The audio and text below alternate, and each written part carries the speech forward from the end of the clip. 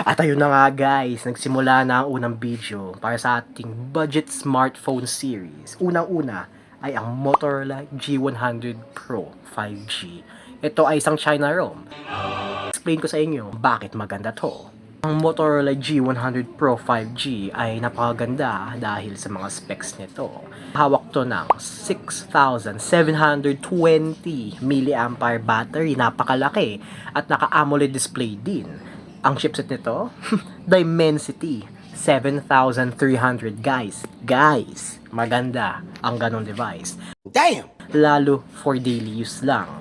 Mahirapan to sa daily gaming, tulad ng mga Genshin Impact, Wuthering Waves, pero aside from that guys, napakaganda ang device na ito. Ang makikita ko ng downside nito is onti na lang ang software updates, tapos hindi gano'ng kabilis ang charging. Naka-fast charging 30 watts po ito. Kaya aabot ng mahigit 1 oras para mapuno. Kaya lang, kung for daily use ang device, for 10,000 to 13,000 pesos, maganda na to. Kaya bilhin nyo na.